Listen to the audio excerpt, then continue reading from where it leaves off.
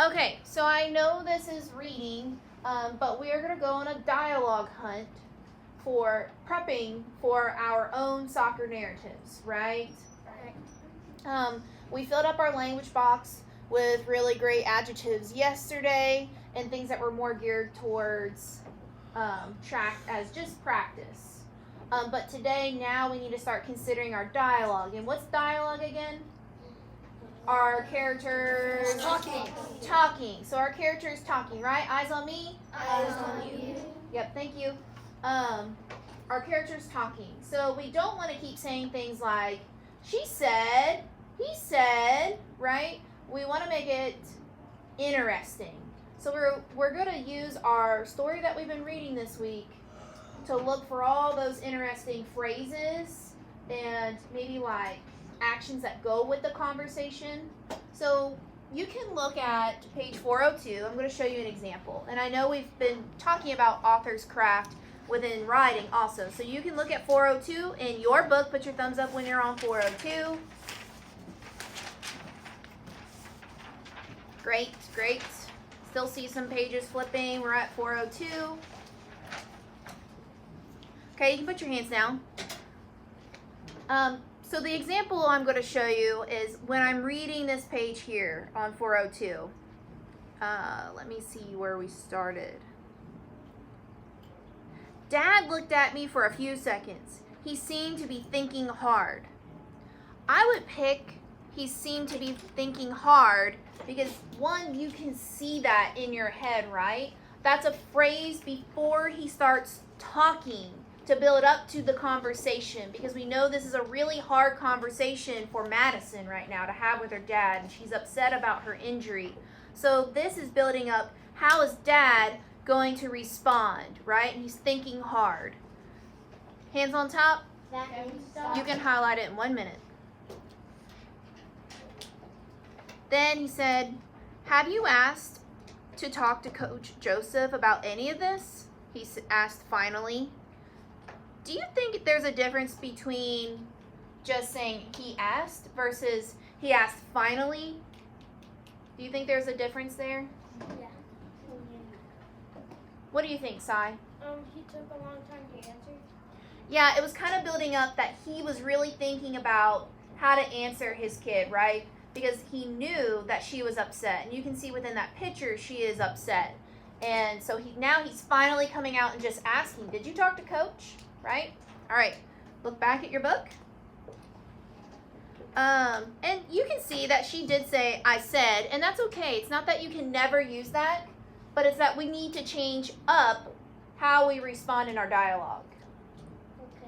Okay. Then he goes in paragraph 10, oh, honey, I don't know what to tell you, Dad said with a sigh. What's something that you would highlight blue? Talk to your partner.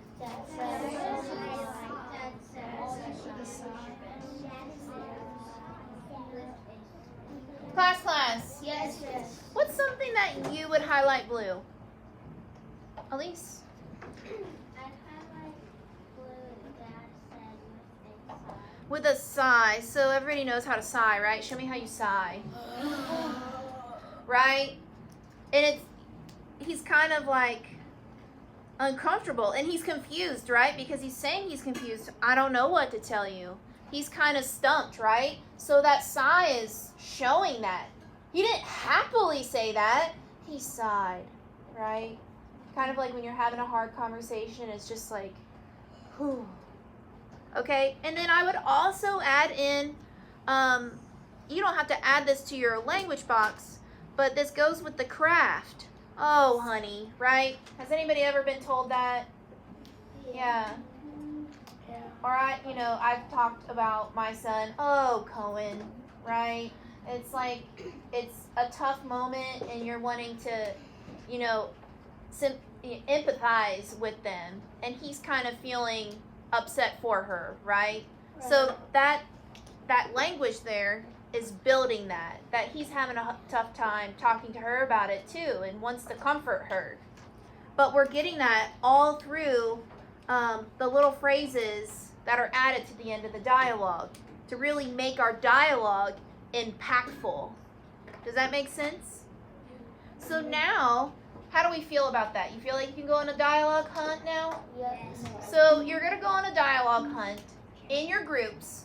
And within your groups, you are going to highlight phrases. It doesn't necessarily that you'll use them for the language box, because like, oh honey, that might not be relevant to our soccer story, right?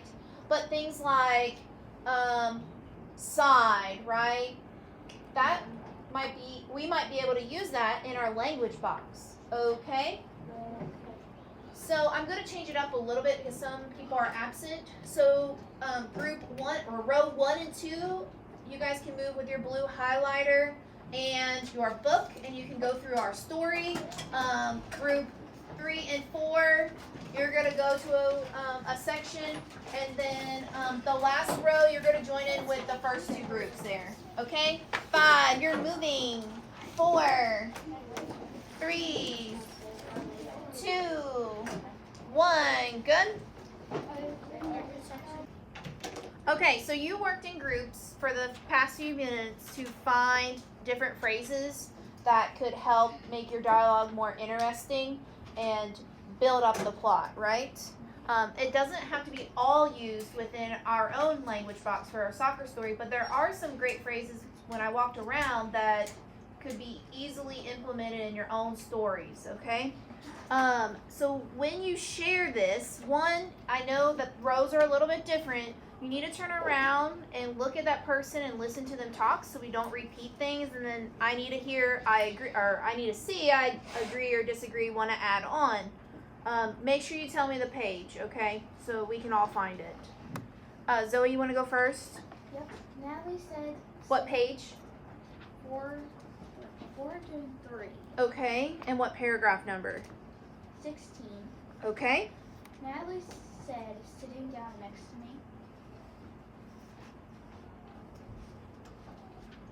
Okay, so more of like a descriptive phrase.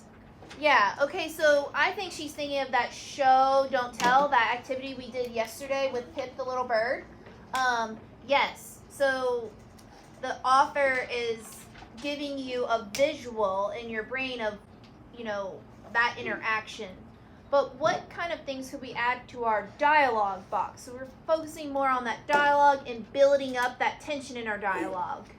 Isaac? She took a deep breath. What page did you find that on? 403. 403, and then what paragraph? 17. Yeah, she took a deep breath. That didn't necessarily start or go right with that dialogue, but it's building up that dialogue. She took a deep breath. Then she went on. Why don't you go to the track in the park and talk to Madison? Maybe you can practice with her or something. Remember, this is building up Madison and Amy practicing. These are 2 huge competitors coming together, right? So we could assume that Natalie might feel a little what based on that? Nervous. Little nervous, right? The author never said she felt nervous, but she took a deep breath, right? Okay? Larissa, that was a good one. 406. Okay. And then what paragraph? 29? 49. Wait, 49? 406. Oh, on 49. Okay, I got you. All right. She shrugged. Yeah, she shrugged. That's a great visual, right? That's very descriptive for us. Good job. Okay. Sigh. Paragraph 12 on 403. Okay. My dad didn't seem to understand how upset I was. Upset. Okay, so you're using that word upset, which when we're thinking about the story we want to write with the soccer story, it was, I don't remember the whole problem, but there's a problem, right? There's some team issues going on. Upset would be a word you could incorporate. Good. Okay. What else? Chloe? And on 403, on paragraph 20, I sat down for a few seconds. Okay, so more descriptive phrases to help show, don't tell, or yeah, show, don't tell. Okay? Language box. So remember, let's get back to that language box. Jack? Page 403, paragraph 13. I added quickly. I added quickly. Great. Was there anything else you guys added? I was thinking the phrase looked a little relieved. And then what about I left, right? I left. Deal, I said. We'll go tomorrow after dinner. Okay? So these are all things that we can add to our language box to help with our own narrative stories, okay? So some of us, we added descriptive phrases, and then we also have I laughed, a deep breath, relieved, quickly added, a sigh, thinking hard, right? Those phrases were all used around our dialogue, okay? Does everybody understand that? Thumbs up or thumbs down? Okay, great.